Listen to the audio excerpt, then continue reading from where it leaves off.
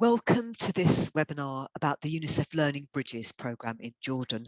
We're incredibly excited to have all of you joining us today. It's fantastic to see so many people here and joining us from across the world. Before I get going on the introductions, I'd just like to do a little bit of virtual housekeeping. We're going to have live interpretation from English into Arabic for the webinar today. I'd like to thank Nisreen Issa in advance. So if you would like to listen in Arabic, please click the little world icon that's down at the bottom of your Zoom screen. And you'll also need to, if you'd like to listen in English, you'll need to select English as well. If you've got any technical problems, please write us a message and my colleague Rowan will respond to you. And please keep on sending your questions through the presentation. And what I'll try and do is group those together into themes at the end, and we'll try and answer everyone's question at the end of the presentation. And also just to let you know that we're going to be recording the session. My name's Sarah Horrocks and I'm the director of the Connected Learning Centre, which is a part of Education Development Trust. And this webinar is part of a series on Blended, which is our programme of professional development for teachers and educators in blended learning pedagogies. So please do check out that programme on our website, which is blendedlearning.org.uk. And today I'm absolutely delighted to be joined by Gemma Wilson-Clarke, Chief of Education, Unicef Jordan, and Jane Courtney, Education Specialist, Unicef Jordan. And here at the Connected Learning Centre, we've been really pleased to be able to support Unicef in the Learning Bridges programme in some of the technology solutions and some of the training. But now I'm going to hand over to Jane Courtney, who's going to tell us about the Learning Bridges project. Thank you. Thanks, Sarah. Welcome to our virtual tour of Learning Bridges. We are hopefully going to make this tour as interactive as possible. We're only going to achieve giving you a flavour this afternoon, because as I'm sure you can imagine, this is a very large programme that has gone out to all grades 4 to 9 children in Jordan nationally, and therefore the programme has snowballed as it's gone along, as different people have brought different ideas to the programme to make it better. So we'll give you a flavour. You'll see little bits of video, not the whole videos, and I'll talk to some of the slides, but not in detail. And then hopefully we can put the slide deck somewhere afterwards if you want to dive in a little bit more, if that's okay for all. Gemma, before I head in, do you want to say anything? No, I'm just really excited to see so many people online today, and we hope that this will be useful to share the learning that we've had from the last year, putting this programme together in partnership with the ministry. So please continue, Jane. I'm looking forward to the interactive element of this. I hope everyone has their smartphones at the ready. Oh yes, I forgot to add that. Please do have your smartphone. You are going to need it. Okay, anybody who's worked in the Jordan context will be very aware that schools were closed since March 2019. And although the original plan for Learning Bridges was a rotation system where children would be in school some days and out the others, it actually didn't happen like that in the end, and we had to rethink as we went along. But we'll do that as we go along. Okay, so smartphones at the ready. I'm going to start with a little bit of the background, and then we'll get on to some more interactivity as we go. So we know that COVID has created challenges for education systems around the world, and that we know the school closures will have the greatest negative impact on the most vulnerable learners, families and children with limited connectivity, digital devices and technical skills, and those education systems that are a little bit inflexible and teacher-centered. They might be driven by textbooks, and therefore it's quite difficult for teachers to adapt. So these were the things in the back of our mind as we thought about Learning Bridges. And so we asked ourselves some questions. What if we could slim down the curriculum? What if we could accelerate the learning? How could we make the learning experience more holistic in terms of building back better? And could we integrate the teaching of life skills and themes such as global citizenship and environmental sustainability into the slides?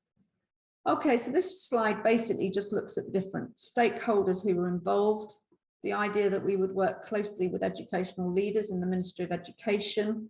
We were planning on upskilling teachers through training and the package we developed. We wanted to have a clear role for the parents where they could support their children, but not take the role of the teachers. We wanted students to engage. We wanted to make the materials readily available and ensure they align with the curriculum. And we wanted to include vulnerable groups in this piece of work. So the starting point, the most exciting part for us was actually when we just went to the MOE and we proposed the basic idea, and they thought it was great.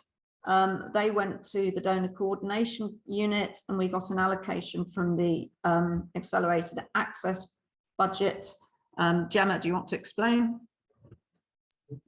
Yes, so the timing was quite fortunate in that the Multi-Donor Trust Fund, the Accelerating Access Initiative, first phase had about 6-7 months left to run when we brought this idea to the ministry.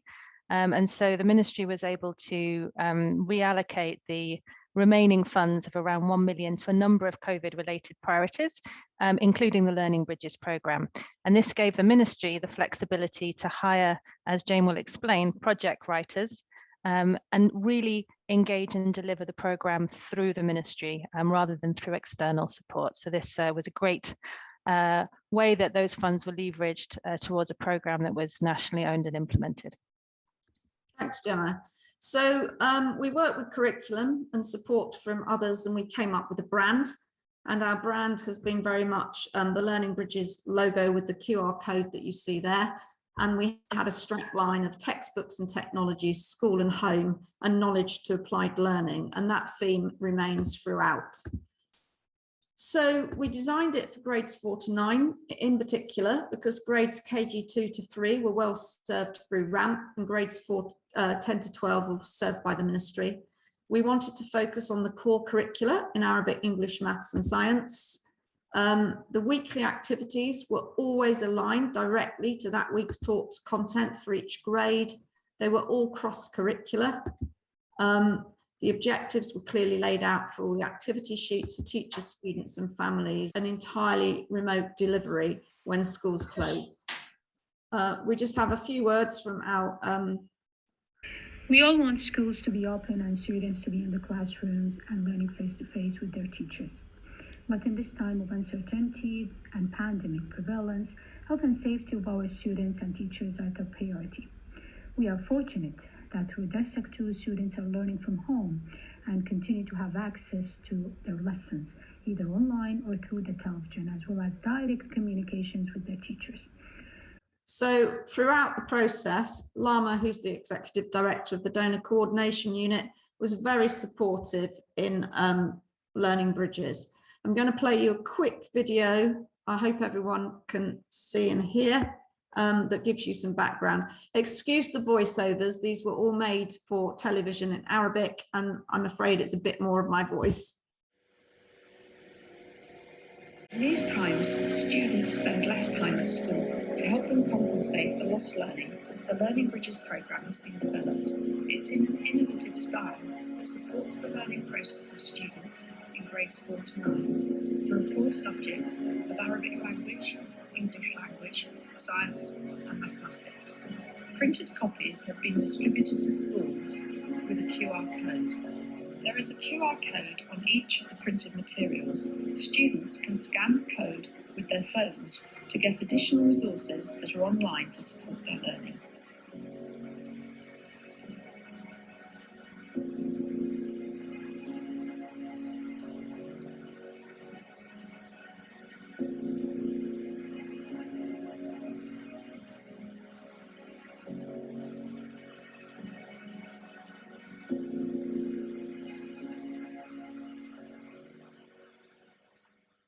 Okay, so that gives you a slight introduction to the programme. Every child receives a weekly activity pack, that's in grades 4 to 9. The pack always contained the same format. There's clear learning objectives for each of the subjects. The learning objectives are always linked to the theme of the project. The pack gets the children to reflect on how well they understood the tasks. And then on the back page, we always provide instructions for parents on what they can do to support their children. Not play the role of teacher, but things that they can do to encourage, maybe to do a timed activity, to provide materials, etc. And each pack was QR coded to a resource that's called a Padlet.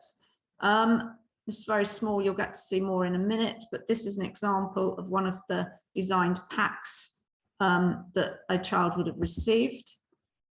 Also with them, this was an add-on later. When it went completely remote, we decided that we'd draw up storyboarding scripts which explained each project to the child and was then made into a video so that they could understand, given that there was no teacher. Hello everyone in grade 4.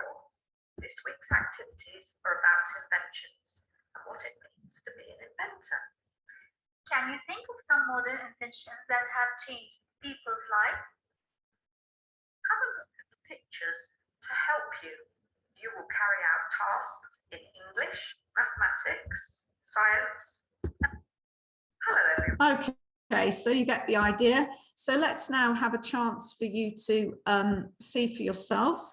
Get your smartphones out, and if you go to these QR codes, these are ones we've made especially in English, so you can see how it works.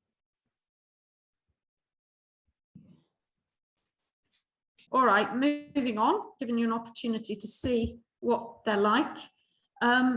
We always planned that this project should be given to children on paper copy. Getting it distributed was a feat, particularly in COVID times when there was lots of concerns that paper might carry COVID. In the end, thanks to colleagues in Unicef, they thought of a great idea of having Learning Bridges champions, and these are some of the champions there. They were set up in every directorate across Jordan. There was 3 in each, 1 supervisor and 1 male teacher and 1 female teacher. And here you even see them going out doing house visits, arranging for kids to get the papers anyhow that they could to keep children learning. All the materials were also available on the Unicef and the Ministry of Education Darsak site, so that children could download the folders, not the folders, sorry, the materials inside them, and could get to the Padlets. So we know how many visitors we had. So based on Google Analytics, you can see that we had over 432,000 visitors to the UNICEF page, and over 350,000 visitors clicked on individual Learning Bridges activities with the intention of downloading them. And that was just between March and May, which is a very busy time in Jordan with Ramadan and other things. So we are very pleased with that result. Along with the packet came the teacher's guide, and the teacher's guide is particularly important because it explained to the teachers how to introduce the activities, but it also focused them on the types of misconceptions children might have when they're working with those activities, and it gave them new ways of assessing and new ideas for assessing. And again, if you've got your phones at the ready, you can have a look and see what the teacher's guides look like by following the QR codes. I'll give you a minute. And these are translated into English, Jane, these ones, just for just so that of this presentation. Yeah. I think it's fair to say, Jane, people were less familiar with QR codes at the beginning of COVID than where we are now. That's true, and the Padlet tool also that we used. Okay, let's move on then. So what we managed to produce in real time with the curriculum department, who did all the heavy lifting, was 30 products a week.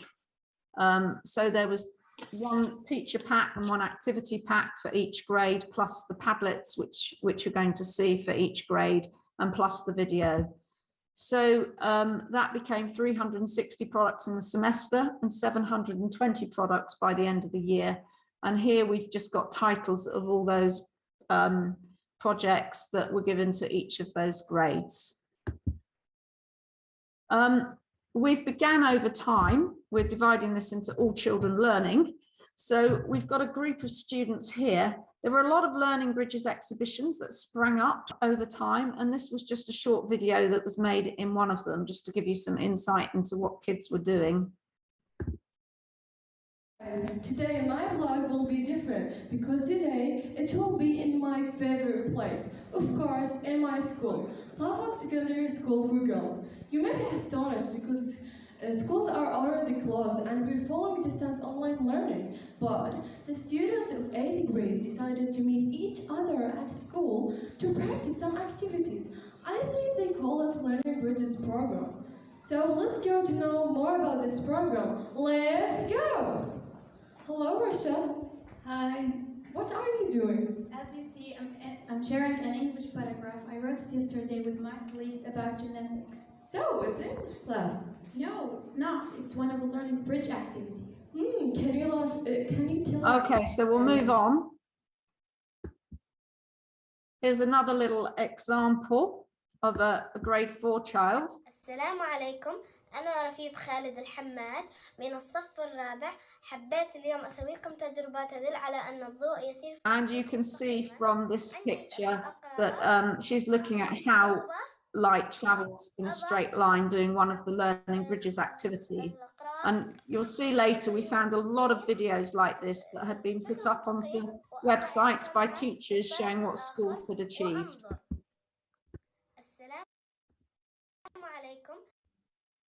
Here's another science example from an exhibition. السلام عليكم، أنا الطالبة يمنى من الصف طالبة يمنى هاني إبراهيم يونس من الصف السابع ومن مدرسة عين الباشا الأساسية للمهن. اليوم في نشاطي قمت باختيار نشاط الثاني من جسور التعلم بعنوان كيمياء الطعام. Okay, we noticed very quickly that schools began to adapt materials so that all children could join in. And here we see an example of a school that has actually gone round and delivered A3 copies to a little girl. And here's another video that's been posted. Children getting involved. أنا بالمدرسة بذكر عبد الله بدي أرقى لها اسمية وبدي أرقى على الألوان على حياتنا بالألوان وإننا راح نتعرف عليها. All the Padlets had extra resources on them to support the children's learning, and in particular for the younger grades, all of the activities that you see on the activity sheets were also read for children, just in case they couldn't engage with the text. The next point we wanted was all parents engaging. And this section just shows you some photographs really that have been taken of families by Learning Bridges champions, of kids being really engaged in the work that they're doing with their parents. And you can see here, in many of the exhibitions we've been to, the parents have brought their children. And here again is an exhibition set up to show parents and children achieving together. Another picture from one of the exhibitions that had. This is a very nice, and I'll just play this to you very quickly, but it's another activity that we've seen children do. And this child is interviewing dad about road traffic accidents. اليوم سنتحدث عن الحوادث المرورية ومعنا العميد مدير شرطة البلقاء الدكتور تامر المعايطة. And this was picked up from a tweet where a father had been tweeting about his son.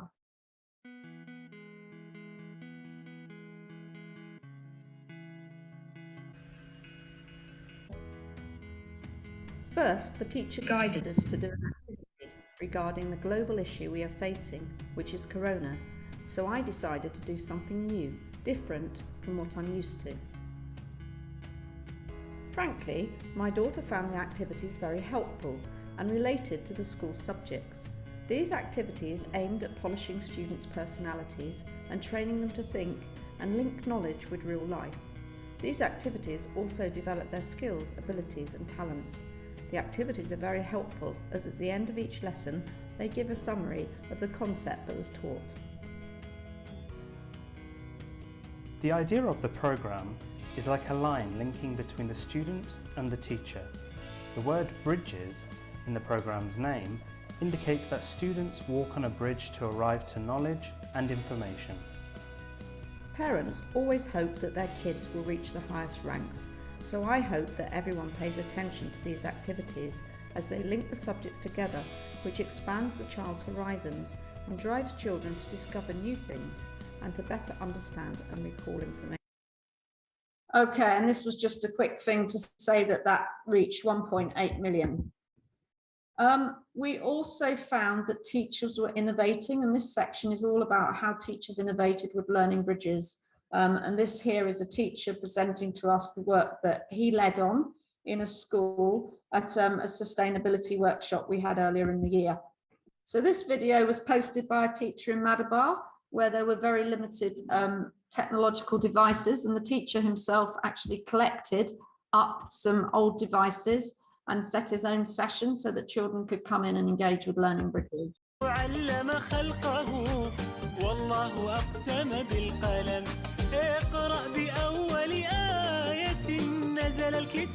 And if we just listen to what this teacher has to say. I am a teacher at a boys' school located in one of the poorest areas, not only in the directorate, but among the entire country. We were struggling to engage the vulnerable children to improve their education involvement. I almost lost the hope in attracting students to school, especially after the pandemic. Suddenly, Unicef, with the Ministry of Education, introduced us to the Learning Bridges programme, and it was like lighting the torch of attraction to education again. Now I can see my students' passion for returning to learn and sharing the activities and solutions using the simple things we have. Okay, so talking of teachers, one of the things we had to get out early was some training, and we developed a basic training package which was hosted on a site called EdRack. It wasn't particularly participatory, but it did give us the opportunity to at least get teachers to understand something around project-based learning and cross-curricular work, a little bit around blended learning and the methodology of learning bridges. To date, 30,000 teachers plus have enrolled. We've seen 22,000 participants get their certificates of completing the course, and we had about 2,500 teachers evaluating the course.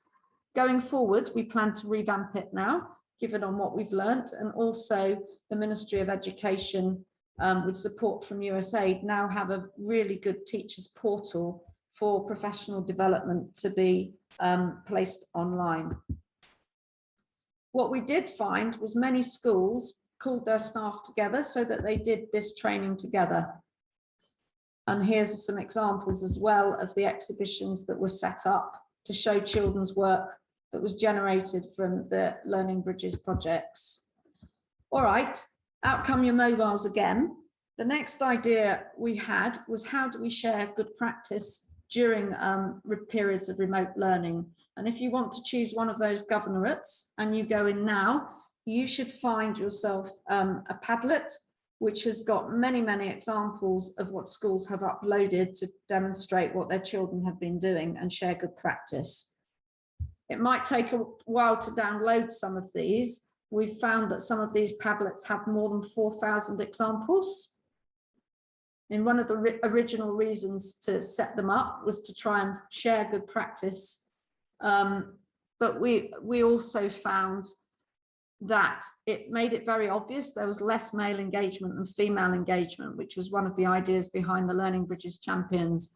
And by setting up every district with male and female columns, it became obvious that the male columns were empty. And then we saw a lot more engagement after that in the male schools. And you should have seen something like a big electronic notice board like that. This particular Padlet, we took all the best from the various Padlets to put together all the innovations and best practices. And here's just another example of one of these Padlets that are full of little videos of what people have been doing. Teacher innovations has been quite a theme of Learning Bridges. This list of gamification came from a teacher in the South who actually came up to curriculum department and to where Unicef were as well, and said to us, well, actually, you could make this better. Why aren't you doing more gamification on learning bridges? And we were given some ideas. And here are other ideas that have been created by schools to explain learning bridges to local communities. There's another example.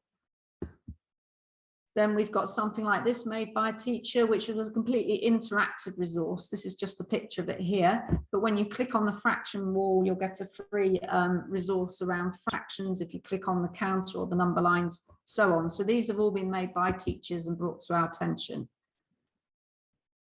So I think we should just hear the voices of our Learning Bridges champions. So you can just have a quick read of that.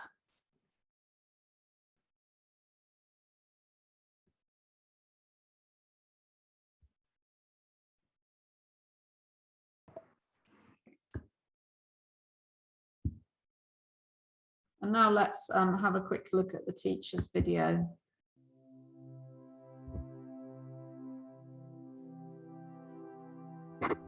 It is very smart to generate development programs and alternatives to learning like the Learning Bridges program, especially under difficult circumstances like this. In Learning Bridges program, the students become young scientists searching for information using a scientific methodology. They employ knowledge of life, refine their skills, and develop scientific and practical skills. At the beginning, we got to know this programme through the Ministry of Education and Unicef websites.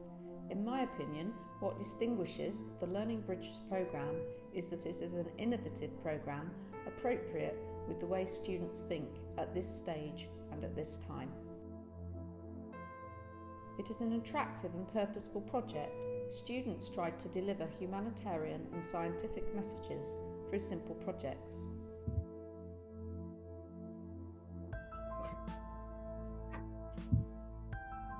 I teach mathematics, a rigid subject which is kind of undesirable for students as it's a little difficult.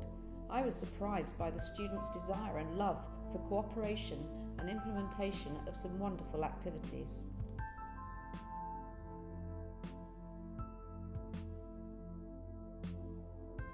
Individual differences were taken into account. We felt good that even the students who have speech difficulties and learning difficulties participated. The project is not limited to only outstanding or successful students, but rather it includes all groups and all levels within the class.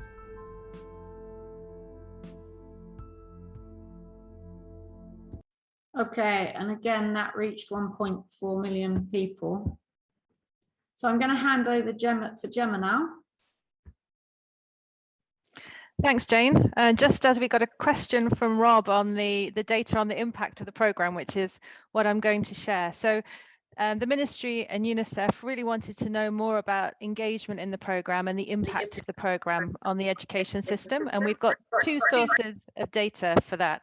One is a survey which the Ministry carried out through directorates across all schools in the first and second semester to understand the number of schools and children that were engaging in Learning Bridges.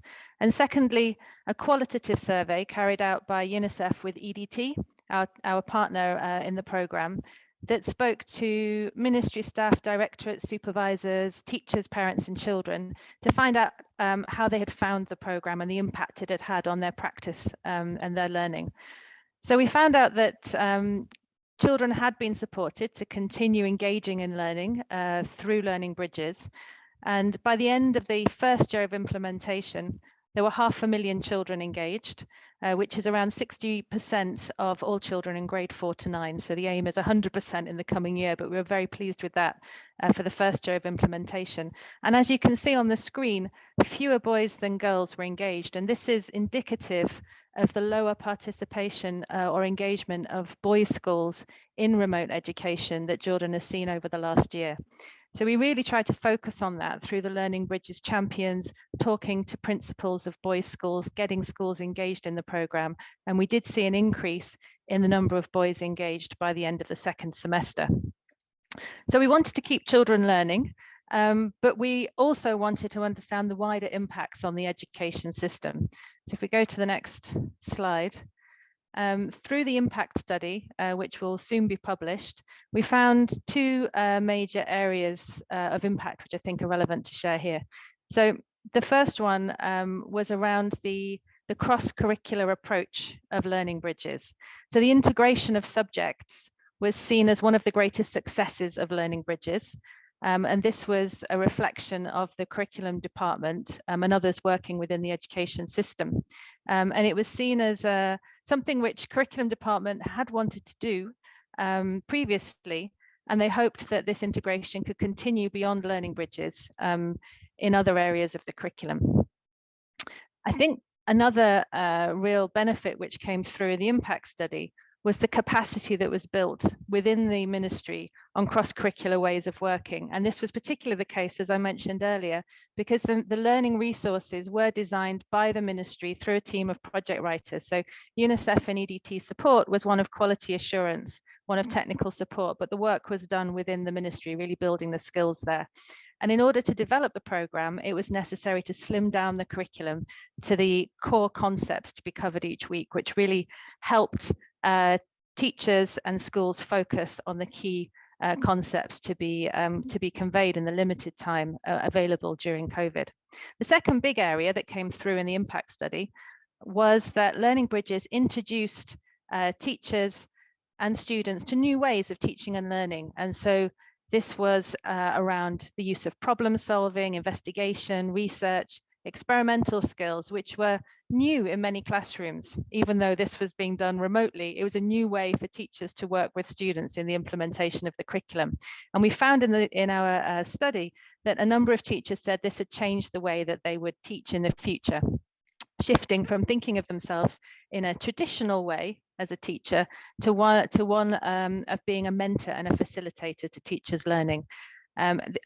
Another comment was that Learning Bridges, through the teacher guides, had helped teachers understand students' misconceptions and ways of conducting formative assessment. Teachers obviously increased their skill sets in the use of technology as a result of Learning Bridges, and parents were given a role in children's learning, and this strengthens the communication between home and school. So we really think this is part of the whole Build Back Better, as it's called, agenda. And given the unfortunate circumstances through which the programme came about, hopefully it will still have a longer term impact on the education system in Jordan. I've got a couple of quotes which we'll move through quickly. The first one is from Shifa in the curriculum department. She's talking about how Learning Bridges enabled collaboration between schools and parents, and that a real benefit of Learning Bridges was how it helped children practically apply the concepts that they were learning, to understand the connection between what they learned and their everyday lives. And this was through the practical exercises and approach of Learning Bridges. A teacher comments on how, if we go to the next slide, Learning Bridges has enabled him to change his practice and think about how he teaches in new ways. So I'm going to finish with some reflections on sustainability. So Learning Bridges was an emergency response to school closures. I mean, it was designed in real time by the ministry. You know, the program wasn't there when it started rolling out. It was literally week by week.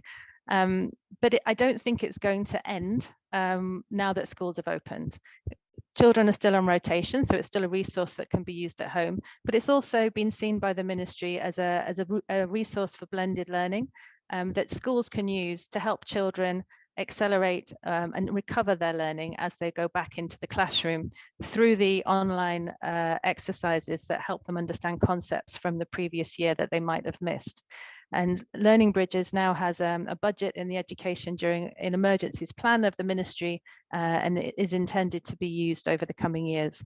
So what's UNICEF's role? Now the programme is up and running. There's some changes that are happening this year, expanding to grade 10, updating the grade 6 and 8 grade levels with the ministry because of changes in the curriculum. But as we go forward, UNICEF plans to focus on the most vulnerable children.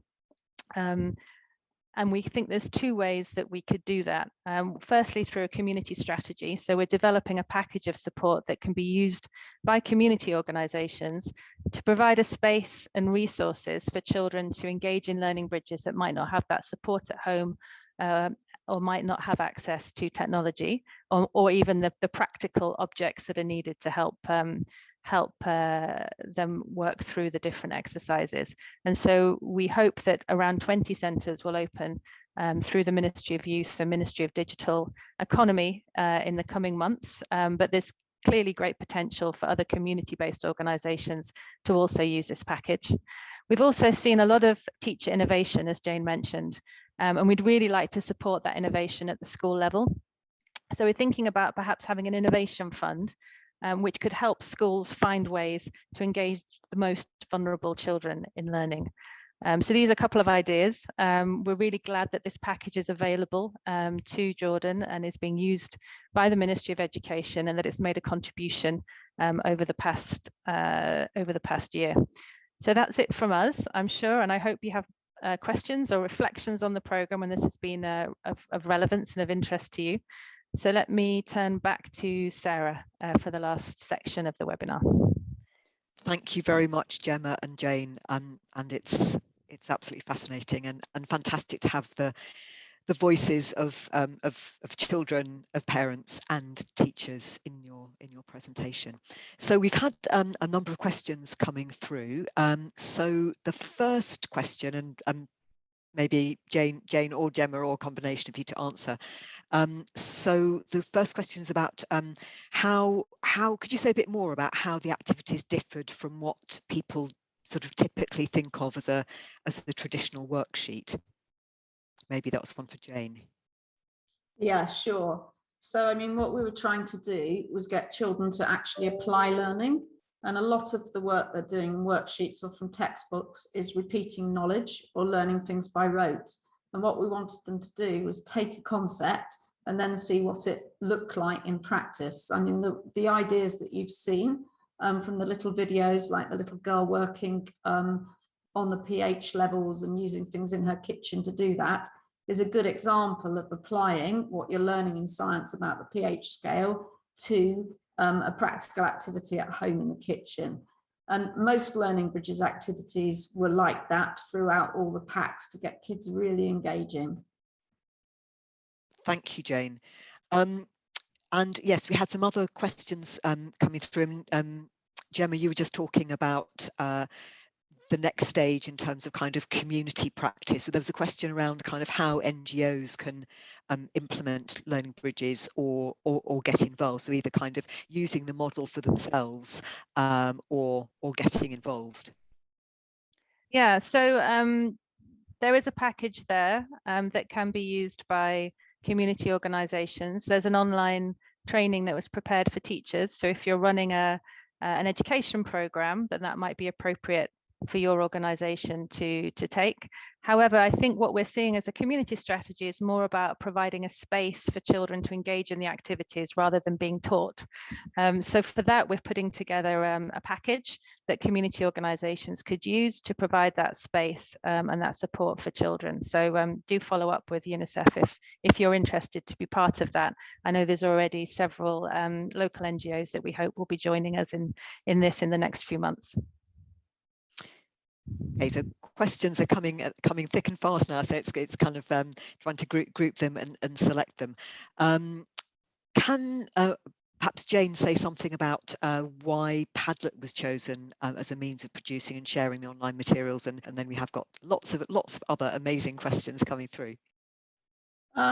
Yes, so to begin with, we had the idea of the cross-curricular work and the idea of having projects that would be delivered to all children and that they would be paper-based in order that all children could engage. But then we thought there's a chance to link this with some technology, and how could we use technology to enhance that learning experience and even scaffold it. So we wanted a way to say, okay, I'm grade 4, I'm doing this, but I'm really struggling with it. What if I click here to get an extra resource that will help me understand my grade level work? And I had this conversation with the Connected Learning Centre, and they suggested that Padlet might serve as a purpose, and they showed Unicef what Padlet was. I got quite excited about that, and I went away and I modelled up a Padlet based on one of the projects we had in the early stages, shared it with curriculum, and we all went, yes, let's do it. It was simple, it was easy, the QR codes were always there, we knew that we could get access. And when we were struggling to deliver papers out online, you know, to get them out there, we created a Padlet which had all the QR codes for all Padlets, so that there was always a way for students to get into the online materials and get the PDF version of the activity, even if it wasn't delivered. And I think that kind of both low tech and no tech solution has been really important, hasn't it? Okay, so moving on to some other questions. There are a few questions there about kind of linking to the Darsak platform, and also how that linked into training for teachers. And I suppose also kind of, I'm trying to group the questions at this point, sort of, I suppose, thinking ahead in terms of kind of initial teacher training and future professional development for teachers going forward. So yes, I mean, right from the beginning, the Ministry of Education were very quick to get Darsak up and running so that children could have online lessons and could have access to videoed lessons. And we talked with Darsak and the company developing the programming behind it to see if we could get learning bridges on Darsak at the same time, to give teachers a mechanism to send out the PDFs and also to have a feedback loop for students to work with them on it. So that was a really good link. And going forward, the other thing we had was that MOE shared all the videos with us that were placed on Darsak. So we could take videos, for example, that might have been from an earlier grade group and use it on a later grade group again to scaffold the learning. So that's how that interacted together. In terms of the training, it was difficult at the beginning of Learning Bridges because there wasn't a portal to put online training, and that was the only way really to do it, given that most of the country was in lockdown. So EdRAC was very generous to us in letting us set up the training there, and that has served a purpose to at least get most people introduced. But planning going forward, we are now revamping the Learning Bridges training to make it a lot more detailed, and we're hopeful that that will go onto the Ministry of Education's portal supported by USAID, which has a lot more interactivity. So it's based on Moodle, and it has, for those technical people on the call, it has H5P, which means you can create a lot of interactivity for teachers when they're using it, and tasks that they can do to check understanding. So that could also, there's no reason around the question of pre-service that pre-service students couldn't also have access to that training and enjoy the benefits of the training and be prepared before they go into schools to find the Learning Bridges materials. And our experience is a lot of the younger teachers out there are probably the most enthusiastic to begin with and driving the innovations over. Thank you, Jane. You've talked quite a bit about inclusion. Can you say a bit more about how you've catered for vulnerable children, and also kind of for children who don't have access to smartphones or other technology, and also maybe who don't have the same levels of parental support? Those are big questions, aren't they? We could do an entire presentation on that, but just could you say just a little bit more about that? I know you did talk about it in the presentation. Yeah, I mean, there are challenging things, and I think when Gemma talked about the Learning Bridges clubs and the idea of having community strategy is one way of doing it. We did start that when we could, because UNICEF had Makani centres, which are like provide learning support to the most vulnerable children, and they supported children with Learning Bridges. So that was one option. We also noticed actually teachers want to support their most vulnerable students. So they did their best to reach out. We've seen many examples, but it's not perfect. There's still a long way to go.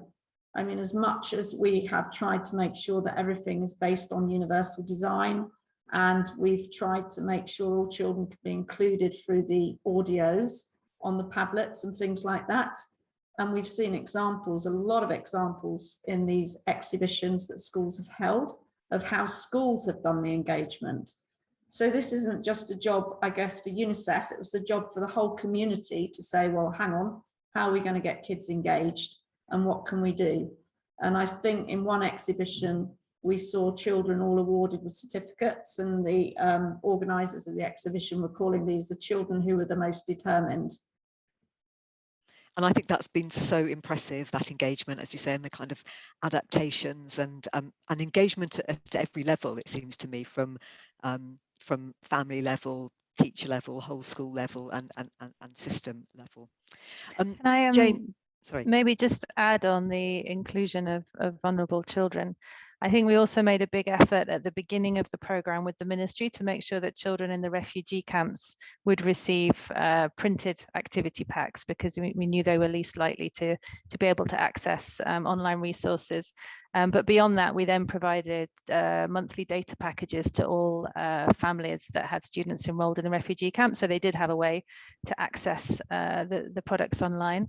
But we found in the survey, I didn't mention it, but it was on the screen, that half of all children that accessed Learning Bridges did receive printed activity packs. So we were really pleased about that, because we shifted from a model which was around the ministry printing centrally the Learning Bridges activity packs to one in which schools themselves were printing and distributing. And then in the coming year, I think the plan would be to actually have Learning Bridges booklets rather than weekly activity sheets, because we now have the whole program designed, whereas last year we were literally designing it as we went. Yeah, I think that real-time design again has been incredibly impressive. Yes.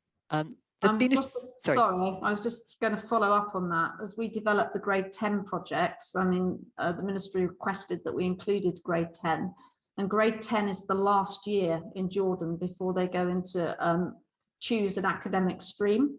So we're going to use the grade 10 packages as a way of introducing students to personal choice and decision making and ideas around what they're interested in, by developing much more extended projects. So instead of week by week projects, they will have 2 projects a semester to sustain a piece of work.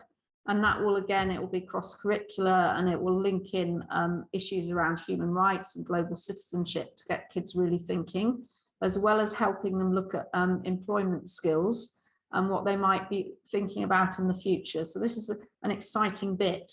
But coming back to the Padlet, what we're hoping to do for these students is that instead of using the Padlet as static, the Padlet can also be a tool for collaboration.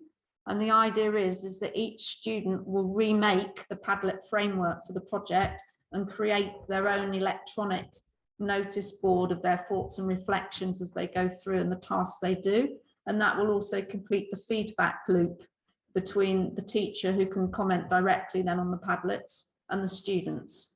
So that's, watch this space, that's where we're going. Yeah, and I think that's very exciting, that kind of that ability to use the technology for that dialogue between the student and the teacher. We've had a few questions around assessment, both about kind of check-in points and progression in activities, but also about formative and summative assessments done for the activities. Can you give any examples of formative assessments done for the programme? Yeah, I mean, that's a lot trickier because, as we know, everybody was remote. So what we did was we set up so the teacher had a Padlet every week for each grade, and they also had an activity pack every week. And that activity pack would identify to the teacher in those core subject areas what children might find difficult, how to look for those difficulties, and then how to assess. So what we tried to do was widen out the range of assessment. So it wasn't just based on a pencil paper test, but it could be a teacher looking at a child's video or the work. So although there wasn't any real way of tracking it, we have seen a lot of children's work in exhibitions, a whole variety of work that has been marked and given feedback by teachers. So moving forward, we need to think of more innovative ways, but we're hoping kids will be back in school and there'll be less need to cover this by blended, but we see that for the time being, nearly half the schools are still on rotation. So we will be working on that area. And I have a question myself, even though I've been following this project through since its inception, but I suppose it's about thinking about the future of education and just about how much you've learned through this process, and kind of what education might look like based on the learning that's happened with the Ministry of Education and everyone involved, all the partners involved in this programme. okay, kind of I suppose sort of legacy of the program. Yeah, I think I mean, we're really excited, as I said, to see the way in which the experience of engaging in the design of this program is filtering through into the thinking of the ministry in other aspects of their support for education this year.